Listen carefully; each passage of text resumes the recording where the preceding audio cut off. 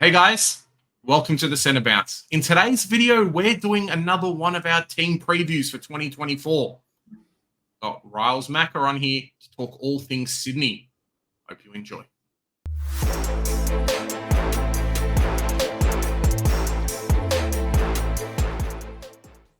Riles, how you doing, mate? Long time coming this episode. I know I jumped on the show last year and did a feature for you, but welcome to the Centre Bounce and welcome to Talking Sydney today. Yeah, thanks very much, Big J. Yeah, it's great to be here. Big fan of your stuff, mate. So, I'm keen to get into this today and talk everything Sydney. Just before we kind of go over your feelings about Sydney for this year and how they won in 2023, all that kind of stuff, do you want to just touch on a little bit? Have you always gone for Sydney? Did you go for another club? And then, Sydney, you were a big fan of Buddy Franklin when he came across, or tell us about kind of your story and your history behind the club. Obviously, I see the poster there behind you. Yeah, no, it's a pretty good one. Dad's still got the actual poster back in 2005. This is just a laminated version, by the way. It's not the actual newspaper. But I guess just like father, like son. Dad goes for the Swans. Northern Irishman, came to Melbourne mid-'80s and started following the Swannies. So, yeah, I mean, when I was quite young, probably like an infant until probably 9 or 10, I was quite a bit into soccer and AFL as well, played both sports. But yeah, as I got older, just grew into AFL more and more. Just live and breathe the sport. And yeah, I've been going for the Swannies ever since I could really remember AFL football. So, yeah. Yeah. Did you have like a favorite player growing up or someone in particular that you kind of followed? I mean, probably from the mid-2010s onwards, it's always really been, or early 2010s, I should say, always been Adam Goodes. Just, his athleticism, just his, ability in the air, taking great speckies, and just the clutch moments he had throughout his time. He was just a superb player that could play multiple positions. Always loved him. Brett Kirk as well. Current day players. I mean, I've never really had a predominant favourite player. I mean, I've always loved Tommy Papley, him getting up and about, Callum Mills, and the new wave as well. Logan McDonald, Errol Goulden. Just love watching them players play. So, yeah, I don't really have an exact favourite player, but yeah, there's just plenty to go over. Yeah, it really feels like kind of the team at the moment is carrying the traditions of how the teams were before. This really good attacking style footy, moving the ball fast and not being afraid to jump in and kind of get involved. You've got a lot of really good tacklers and definitely something that it's bringing through. Sometimes you'll see younger teams, maybe not Sydney's a good match of ages, things like that, but you'll see a lot of younger teams kind of shying away from those things. It definitely feels like Sydney's one of those sides that, hey, we're proud to be Sydney and always get involved. Yeah, 100%. I mean, as well, just especially like the interstate lads who come across, getting drafted, and just that Sydney culture is really special because they're away from family, away from friends, away from home. So since they're all together interstate, it's a really tight-knit group, and that's how it's always been. I think the playing group is always closer than ever. That's always been, I think, a top priority inside the four walls of the club. Yeah, it's definitely continuing one of those traditions of maybe not so much Gold Coast, but outside of Melbourne clubs, the non-Vic bias. Players go to Sydney, but they very rarely leave Sydney. But I guess kind of for more opportunities maybe, but not necessarily a lot of like super high-priced names. Yeah, I mean, it's inevitable. Like some players are going to leave. Like Dawson left. He was, 7-8 years at the club. He wanted to go home. That's fair enough. Hewitt with more opportunity. It does happen, but I think the retention rate is pretty high compared to other teams. And, we have a pretty good rate of players who want to stay because they love the club and the city. Not to dox you or anything, but obviously you're in Canberra at the moment. Does it feel like there's a bit of a half of Canberra goes for GWS and the other half goes for Sydney, or is it kind of everyone goes for whoever they go for? Yeah, it's pretty much everything. Any team you could think of. Growing up here, obviously in high school, I had mates who went for pretty much many different clubs in the AFL, and I'd say Canberra is a bit more of a rugby city. Like it's pretty much everything, like basketball, like rugby union league, and a bit of AFL as well. But yeah, no, there's a bit of fan base for any club really, and of course the Giants too. Yeah, I remember the Giants definitely have their academy down there, and then it's other Giants or Sydney, or when I was a kid, like North Melbourne or whoever would always come in and play like one game in Canberra that year. Yeah. Manuka Yeah. Oval, always got to run around. Yeah. And yeah, you're right about the Giants Academy. Yeah, growing up, I actually was in that when I used to play. So yeah, the setup's really good. So I think it's south of, yeah, so like the zoning for the academies, the Swans get like a South Sydney, north of that, all the way up to like Coffs Harbour and everything. And then GWS get like all South New South Wales, so like Riverina, Albury, those sort of areas. That's like where Isaac Cummings from, and Canberra as well, like Tom Green. So yeah. Crazy to think that Wayne Carey could have ended up a GWS player if he had come out like now instead of back in the 90s, Yeah. All right. Well, kind of going off track a little bit. But yeah, talking about Sydney, and how was your feelings? We'll go over ladder position and the players you brought in and brought out, but what was your feelings with the 2023 season? So last year, obviously, a little bit controversial of how you guys got into the finals, but did you like the season reach your expectations, or were you expecting a little bit more, a little bit less? Happy with where the club was? Well, ladder predictions this time last year, heading into this season, I had the Swans 8th, so I got a spot on. I knew we'd struggle this year. Yeah. I mean, off the back of the grand final, I certainly knew the feeling that mentally and physically we're going to struggle a bit. And a bit of a comparison for this year. Last year, we had about 25 players that were actually fit. This year, we've got 40. So last year, I think heading into the season, we had a lot of players under an injury cloud. And just off the back of that grand final, you could see like physically, mentally, we weren't at our sharpest level, because that second half of the season was something special. And it was always going to be hard to replicate, week in, week out. We were kicking 50-point first quarters. Our pressure was elite. We were just this momentum wave of great footy. And it was going to be hard to replicate, I felt, heading into 2023. And slow start, up and down a wee bit. Against the better sides, we were a little bit disappointing. That's what I personally felt. But yeah, the two big issues really last year was just we were pretty much a bottom four midfield. Contested possessions, clearances were terrible. I know Luke Parker and everything. We all know he definitely is a great servant to the club and a warrior. But I think him and a few other players like Rowbottom and players like that did struggle a little bit in and under. And there's always statistics like when we're able to match the contested possessions and the clearances, we actually can win a quarter. That's how we still were able to make finals, because our ball movement's very good. We're very good off the intercept and turnover, and yeah, end to end, that's definitely some of our strengths. And alongside the statistics wise weak midfield, just our fitness was terrible. And that was because of off the back of a poor grand final last year. We weren't at our physically and mentally sharpest. And we just weren't able to play 4 full quarters very well. And we finished games terribly. There were a lot of losses last year, which we just ended poorly, where we really could have won. I mean, St Kilda at the SCG, GWS, where Toby Green kicked the winner. I mean, we're 5 goals up or 6 goals up in that last term. We had a very good first half against Collingwood. We could have won that. And then even the close games always still won, like Essendon, that late game. We're up by a good 30, 40 points. We should have probably won it by that. And even the Adelaide game, like, I know the circumstances from what unfolded, we should have lost that game, but that first half was brilliant. The thing is, in 2023, our best was very good. It's just the gulf between our best and worst was just terrible. And how we conceded, I think we kicked 1 point in that last quarter, and we conceded all those goals, and we just ended games really badly. So I think, it was just a roller coaster season. So much to like, so much to dislike. But considering that everyone rid us off halfway through last year, even myself, I thought we were done.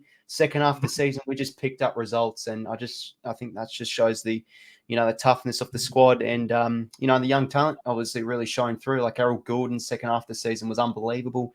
It was a season to sort of forget, I guess. In the end, I mean, we had a fair crack in that Elam final, but I think now heading into this season, I can't see us not improve, because now we are mentally sharper and physically sharper and just rejuvenated. Now I think the players know that they went through a very tough 2023 grand final now, really behind us. And the big thing now, all these recruits of Grundy, Adams, just that much needed depth. So, yeah, keen for this season. Yeah, definitely. Well, going over kind of your finish from last year, finished 8th. Obviously, we were talking a little bit about that controversial decision. I'm not going to touch on it too much, but there's some big wins against some really tough clubs. And as you say, probably beat on some of the weaker clubs a little bit. Good win against the Blues in round 11. And that game versus the Eagles, I'm glad I have Errol Goulden in my Supercoach team because some of the Sydney guys were doing very, very well that week. Round 21 versus the Giants, and then Adelaide as well, round 23. Beat some of the good teams, probably beat up on the weaker teams. And then, as you say, one of the big problems was building the ceiling. So the bridging the gap between your best game and like the worst competition games. One of the things to work on for this year. Yeah, 100%. And just reflecting on some of those games. I mean, we got Carlton at the right time. I remember that was probably Nick Blakey's one of his best games of his career, pretty much lining up with Mackay. And that was definitely an issue last year, the injuries. I mean, we could go on for ages about that. Tom McCartan in and out of the team, Nick Blakey. It just obviously made the All-Australian squad. He was just able to play more of an accountable role, playing some of those taller types. Like he played on Mackay that game, and he was just superb. And then, that Eagles game was just something special. I mean, at the SCG, when we get rolling, high-scoring side, that was crazy. I wanted you guys to double them, just to have like 234, but it just never came. I was like, win by 200, win by 200. It's like, oh, mate. If I was an Eagles fan or the players, just go home. Yeah, no, it was embarrassing. I mean, Eagles haven't won at the SCG since the 90s, so it's always a bit of an easy fixture at home, definitely. And everyone had a great day. Everyone stuffed the stat sheets that day. And Supercoach-wise, I mean, Errol Goulden, very close from captaining him. I did, and I should have. I think Gussie Sheldrick got the Rising Star nomination that game, and he had some great games coming into the side, the high draft pick from 2021. And that GWS game in round 21, we probably played our best to beat them. They were in really good form. They snatched us up around the footy, but I think it was like 12-0. We were very accurate, and we were getting all our goals from end to end. Like that's how we're able to generate a lot of score last year, just those end to end, just those transitions. Even like earlier today at the time of recording this video, in the practice game, we're able to score a bit off that lovely ball movement. In the Adelaide in round 23. I mean, again, just rewatching that first half, very good. That's some of our best, and then just how we tape it off, and just the fade outs is something we really need to fix heading into 2024. But I think a game to forget, really very controversial at the end. Yeah, definitely. Like you definitely put on an exciting game, which is what fans want to watch just in general with football. But I know North Melbourne, it's a tough one, like us getting beaten all the time, but Sydney are always winning and you're always in the game. Like you never really just like, oh, well, we've gone to Victoria today, like can't be bothered. Let's just give up. Heading into your ins and outs for this year. Now, when we were making this slide, I didn't realize that we were almost going to run out of paper on this page. We almost did a part 1 and part 2. North Melbourne's definitely had a bit of a clean out in recent years, things like that. But I don't think I've ever had a team that's how many players did you guys have out of the side over the trade and draft period this year? Well, obviously looking at your screens right now, the delisted, we let go of a lot of people. I mean, I feel Ryan Clark, I mean, he's always been just a terrific clubman. He's always trained hard. John Longmire really respects him. Obviously did jobs in 2022 on that forward tagging role. And, I mean, Dacos and everything, and Jack Sinclair and all that. But his ball skills hasn't always been too great. So it was a shame to see him go. But Will Gould, Hawker Hahn, Camo, and Rankin-Sheath. I mean, these are just all plays where were they going to be in the team in our next premiership window? Probably not. So it was a big move. And when I did see that, I'm like, okay, I think we're quite serious. And this was probably going to kickstart a promising trade period. And then, as you can see, with all those ins, just the much needed experience. I think especially in that midfield, that's where we terribly lacked because Parker was obviously doing it tough and, Rowbottom, third our best and fairest back-to-back years, of course, but just we've always struggled to find a consistent ball winner ever since Kennedy. Kennedy's really left the club and retired. So Taylor Adams, I mean, I know he played in the half forward a bit for Collingwood, but I've always rated him as an inside midfielder for the Pies. So I was delighted to pick him up for pick 33. And obviously since he's moving across to Sydney and he is quite, what's the word? I wouldn't say angry, but yeah, disappointed he wasn't part of that Pies grand final side. I mean, I think he internally knows that he's still at his physically and mentally at his physical and mental peak, really. So I think he comes in, makes a great impact, and even the coaches are saying his training standards is exceptional. So I think he's one of my tips to be one of the recruits of the year. I think he can really have a great impact as just that ball-winning inside first possession midfielder. And then Brodie Grundy, another potential recruit of the year, even watching earlier today in that practice game. His follow-up work is going to be really important for us. Tom Hickey was able to do a bit of it in 2022 and 2021, but we haven't had an elite ruckman in a long time. So someone that can just win consistent hitouts is going to be important. And then, yeah, James Jordan was playing on the wing quite a bit for the D's. I think, with the rotations at Sydney, he can get on the ball a little bit more because that's what he was in his draft year, a bit of that inside midfielder. And he was in the draft, I'm pretty sure, the same one as Justin McInerney, and we were considering him as well in his draft year. So, yeah, delighted to pick him up for nothing. And then, yeah, Joel Hamling, you add him into the mix alongside Aaron Francis and Lewis Melican that can really compete for a spot. And then, yeah, getting North Melbourne's end of first round or as part of that Dylan Stevens swap around trade. And yeah, obviously letting Buddy go with the outs. Excited to see what McLean and McDonald can do. I mean, McLean was our most improved player last year. He'll play, I think, really nice as that 1-2 punch for McDonald. And yeah, Paddy McCartan was a bit of a shame as well. He was really good last year. And yeah, Tom Hickey comes out for Adams. I mean, for Grundy. It really felt like, from an outsider's point of view, outside of maybe Buddy Franklin a couple of years ago, obviously 2023, bit slower, definitely had his moments and things like that, but you're probably just holding him along till the end of the contract. You guys definitely had a few much needed upgrades because even when Hickey was out, it really didn't feel like you had someone to come in and take that extra rut spot. I know Laddams played a little bit, and you guys had his name Mick Andrew as well, just kind of guys who are tall to fill the role, but never really that standout player. And maybe in some games during the season, that was a difference maker between a win and a loss for you guys. Yeah. And speaking of, Laddams and McAndrew, I mean, Laddams did get injured throughout the year too. And he's always just been, with the, what's the word? Just discipline issues and everything. He's had his suspension here or there, and he's been unable to really prove yet he can be our number one ruckman, but still holds significant depth and value, I still think, to our club because he has had some really good individual games. Like he had a great game against GWS earlier last season. So, yeah, he can win out of the middle quite nicely. But, yeah, Grundy was just an absolute must, I think. And I like how he also looked in the long term as well in the draft, drafting Will Green. So I've heard good things about him. So it's going to be exciting years to come. Yeah, definitely. Well, with your first pick, Will Green, I think North Melbourne was looking at him, and then you guys might have taken him, and we got Tyler Goad as well. So fantastic kind of pick and player there. Did you know much about him before the draft, or kind of just catching up after the draft happened? Yeah, like throughout the year, I was just, sometimes watch a few games here or there. I'm not like too big into it. I did watch a bit of the under-18 championships, and yeah, him floating around for the Vicks, I thought I was quite impressed from here to there. So, seeing those power rankings, I knew that we could be a chance to pick up a ruckman, and Will Green was one of sort of those high-rated ones.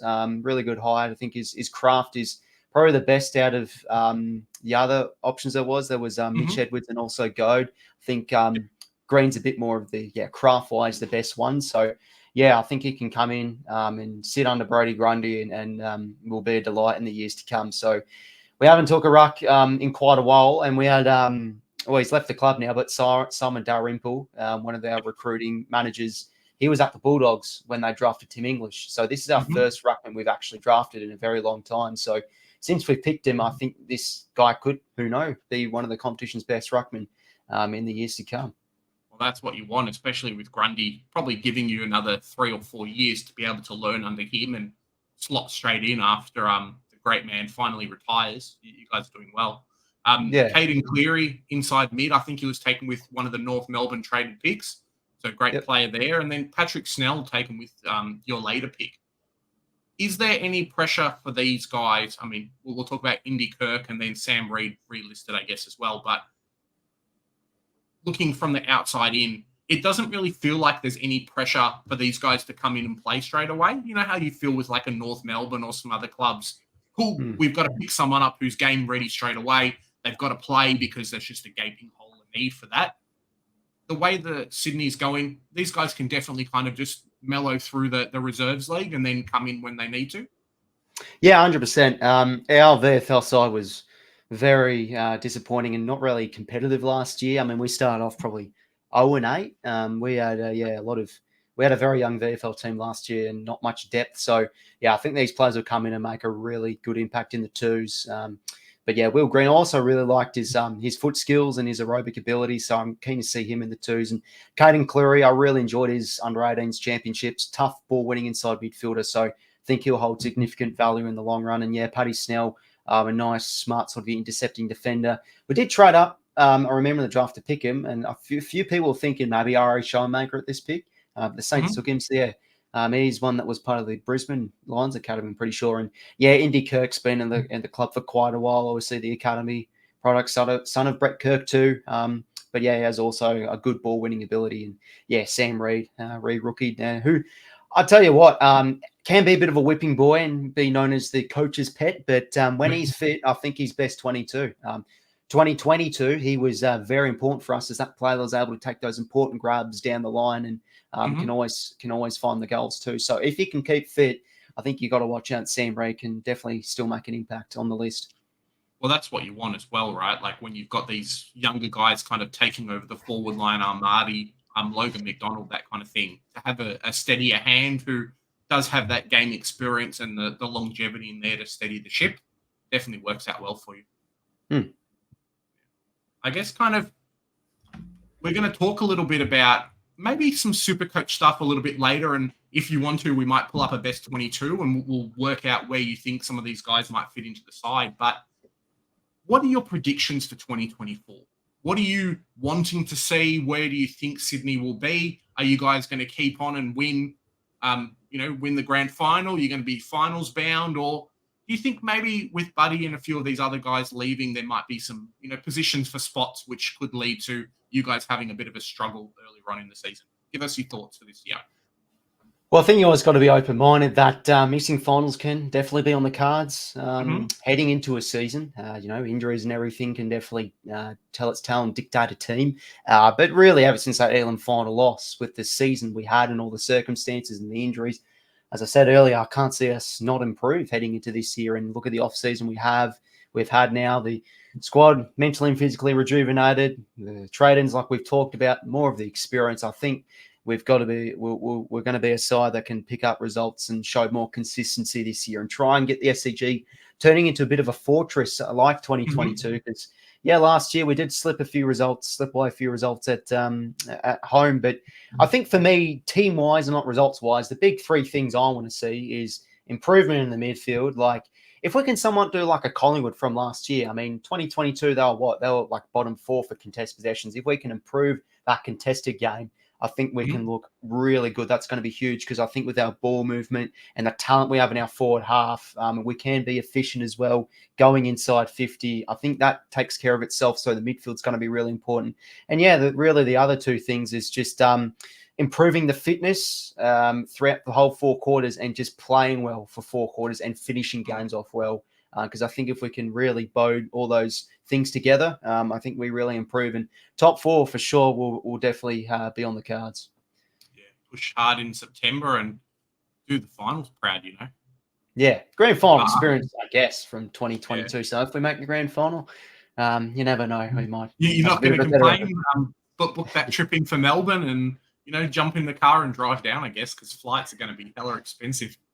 Yeah, that's what I did 2 years ago. And yes, just still can't remember much from that day. It was, just a bit of a blur, just sitting there up at the top of the MCG. And I mean, Geelong were terrific that day. You could just feel like with Selwood and everything, they were going to have that one last hurrah. So, I mean, credit to them, but that was just absolutely terrible that day. Yeah. Do you think there's a spot looking at the team kind of, you've brought in 3 or 4 guys who were best 22 or pretty close to it in their previous teams? Do you feel like there's enough spots in the team now for them to play every week, or maybe an Adams or a James Jordan, probably not a Grundy, but some of these other guys, they might have to wait and find a spot, or are they going to play, best 22 every week? Yeah, good question. For a few of them, that's definitely up for debate. I mean, Grundy, we all know, is definitely going to be best 22. Adams, especially with Mills out, is definitely going to be locked in as an inside midfielder. I think the big two is definitely James Jordan and also Hamling. If you have been seeing online, a lot of people have been, pundits and Fox Sports and everything, but having Hamling as alongside Tom McCartan as the second tall, that's definitely a chance. Even though I've been hearing Aaron Francis has been trailing really well, but if we're looking at the back half of last year, it was McCartan and Melican as the two talls, and then Nick Blakey, Dane Rampy as sort of like those lockdown types, and the third tall types as well. So yeah, Hamling will definitely be a shout as well. I heard he played quite well in the VFL earlier today. And then, yeah, James Jordan, from what I saw today, from what I've been hearing, has been training really well. He looked impressive on the wings. So, yeah, him, Brayden Campbell, Justin McInerney, a few of those outside types, he's definitely a chance to be on the bench and sort of rotate through and also rotate in the centre bounces. So I think he's a good chance to start opening round, which will be good for Supercoach, I must say. Yeah, definitely. I know I'm teeing him around with having him in my team. Yeah. Speaking of making everyone fit, let's jump into a best 22. You good to do best 22 with me? Yeah, sure. Perfect. All right. So all I do is we're just going to pull up our trusty Supercoach, and maybe if I can get it all to fit. Cool. So we'll probably just start from the defense, and then we'll work out, cool, who do you think are going to play in the spots, and we'll have a little bit of a chat and then go from there. Okay, cool. So, guys, now we've kind of talked about the predictions, everything like that. We're going to do a best 22 and kind of work out where all these guys are going to fit. There is a lot of questions around a few different players, so it's going to be nice to get a fan's feeling on how things are going. Cool. All right. So let's start in the back line. It's always exciting to come in and just pick like the most expensive players, but obviously Jake Lloyd is going to feature up there. How do you feel like he's been the last couple of years? Obviously in Supercoach, he was that Seagull type player. And then it's always felt like maybe he's stood back a little bit and let the likes of Nick Blakey come in and a few of these other guys take the positions. But obviously he's named for you guys, right? Yeah, no, he's always one of the first magnets on the board in the back line for sure. But yeah, he's sort of as you really pretty much put it perfectly. A few years ago, he was definitely one of our main distributors, but now Nick Blakey thrown in there, Brayden Campbell, great left boot. So really, we have a lot of distributors, and Ollie Florence, really patrolling the back lines. He's a very composed footballer too. But Lloyd's just your week in, week out, just really reliable player, small defender that can do jobs, but always composed when moving the ball out of the defensive 50. So yeah, one of our most composed players. Well, who else do we have next in the back line for you? I want to try and put Nick Blakey in one of these forward spots, or at least like on the halfback. So who makes up your back line this year? Who do you see taking the spots? Fullback. Might as well, go straight away with Tom McCartan. Last 5 weeks of last season, player ratings wise, one of the best key defenders in the competition. And that Elam final, he was terrific on Charlie Curnow. And yeah, Curnow was disappointing. But McCartan's always been able to show shades of really good football. He's been sort of on and off a little bit when defending one-on-one, but he's 24, very late birthday. That's always been a bonus with him ever since he's gotten drafted. And he was drafted as a forward. He moved across as a defender. And yeah, I think he can really improve his craft this year. So I'm excited to see how he goes. Yeah, it was always exciting seeing him passing along to his brother and then kind of sticking up for him as one of them. Yeah. Like got bullied a little bit on field. Unfortunately, that's not going to happen this year. You were saying maybe a Rampy on the other side? Yeah, Rampy can do jobs on the tall defenders, can lock down on the dangerous smalls. Sort of he's losing his edge a bit as he is getting a little bit older. Like one-on-one, he's not as, he's out of his prime a little bit, but still structure-wise, a really important component of our defence. And very, very penetrating left boot too. Watch out for your goalposts when Rampy's around. So who kind of makes up the halfbacks this year at Sydney? Obviously, Jake Lloyd might be there. Who are you seeing as kind of that forward of the defense positions? Well, yeah, it could sort of rotate a bit. Like Lloyd can shift definitely to halfback. I think Harry Cunningham does make a spot in the team. He's been in and out a little bit the last few years, but he's probably one-on-one wise, he's our best small defender at the club. He had a terrific game last year on Charlie Cameron, and he's just been another one of those reliable components of our defence. And yeah, one of our fastest players in the team too. So yeah, he definitely warrants a spot. And then yeah, centre half back probably.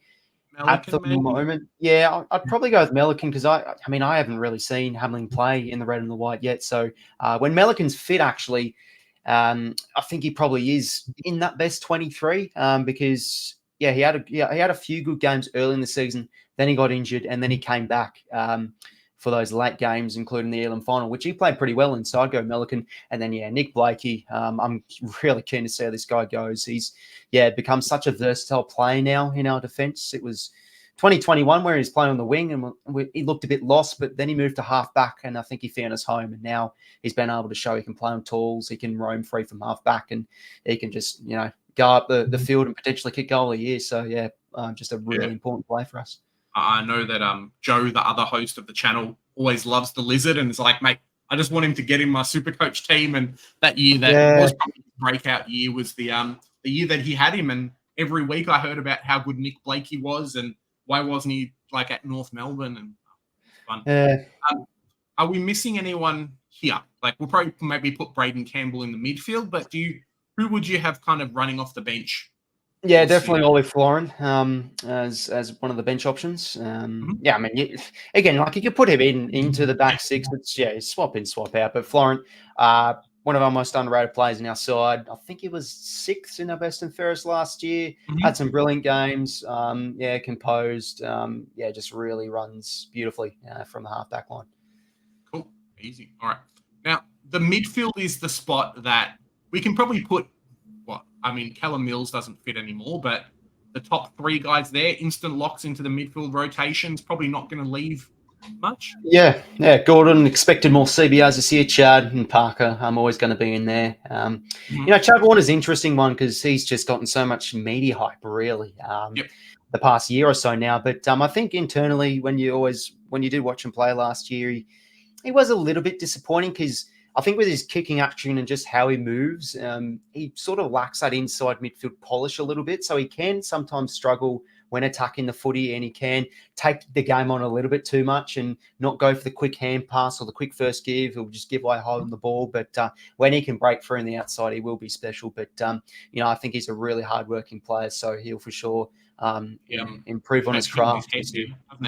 Doesn't have the blonde hair anymore. It's a bit sad. Yeah, it's a bit of a shame. I think he's losing a bit of the hairline from a few portraits I've seen, which does suck. But going on the days of the pink boots and the curly hair. It was fun back in 2021. And then Parksy. A lot of discussion, I think, between Swan supporters that he could be playing a little bit more forward this year, but he's probably too immobile to be a permanent forward. He's a good crummer. He's very good overhead, but he's our highest centre-bounce attendee and was our best clearance player by some margin last year. So, he'll still be predominantly in the midfield, but, could be a little bit more half forward, you'd think. I think he did something similar early 2022. I think it was when we got him in SuperCoach early. Just kind of making space. He seems to be that unselfish player that will always make space for these young guys and kind of do what's best for the team. So if that means that, hey, he's got to come in and be able to do that, then all the power to him. Obviously, Mills is injured at the moment. Rowbottom gets a spot in the midfield. Definitely. Broke the record last year for the most tackles by Swan. His ability to win the footy is still in the air. Is he going to reach that top level? I personally don't know, but his defensive pressure is there for structure. Really important part of the midfield. For you, is Taylor Adams a lock in the midfield, or would you prefer him to be kind of half forward positioning? Where are you seeing him at the moment? Yeah, he's got to be on the ball for me. That's why I recruited him, in my opinion. Even when he's playing at the half forward line for the Pies, he was a little bit lost, but his versatility will help, and he'll still be able to be an important player for depth of rotation, like rotating with Mills and Parker and everything. But as I said earlier, he's just there to be that ball-winning midfielder, so he's got to be a lock for me. He was managed, of course, early today in the practice match, so I think we're loading, him really well into this season. So Adam's a lock for me. Nice. Justin McInerney out on the wing. Yeah, he'll definitely command a spot. Can also play deep half back or even on the half forward line. Really good ability on kicking on the run. He does love to take the game on. I think, yeah, massive break in 2021. A really fit player that can get to contest as well. So, yeah, definitely a spot on the wing. And then, yeah, the one below him, Braden Campbell. I think he's Since played a bit of Dylan forward line. Stevens, since Dylan Stevens has departed the club, he'll definitely, I think, move high up the ground. His kicking forward to centre is really special. He's, for a little while now, he's played as like that small defender type. John Longmire likes to do that, like Matt Roberts, like Callum Mills in his first year, to gain sort of that accountability mindset towards the players. But yeah, I think Campbell, he did move up onto the wing a little bit last year. I think that game against Geelong at the SCG, he played on the wing, he was just brilliant. So I think him on the wing is going to be exciting to watch this year. Probably one under the radar. I know he was a high draft pick, but you're hearing everything about Gordon and Chad and all the young guns. But I think Braden Campbell's sort of slid under the radar. So he's one to watch this year. Guys, if you're watching, there's your hot tip for today. The next three are definitely not controversial, but you can see by their Supercoach ownership on, hey, do you think they're going to play or what's happening? Sheldrick, we definitely saw during his games last year where he just came through the middle and dominated. James Jordan, obviously picked up from Melbourne. We kind of know where he's going to play or where we'd like him to play. And then Matt Roberts as well. From reports during the preseason, I know Joe and I have been like, Matt Roberts off the halfback. Is that just going to happen? Or we just kind of, hey, where do all these players fit?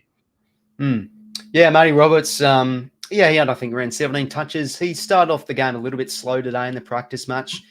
I think just from watching him, he's probably not going to be best 23. Again, as I said earlier, like John Longmire likes to play those plays at halfback. He can also play half forward and through the midfield. I think he's going to be sort of that midfield type for us. He's got a good left boot. But I don't know. I don't think heading into this season he's going to be best 23. He's going to be on the verge, probably on that lower rung of that area of he could get in.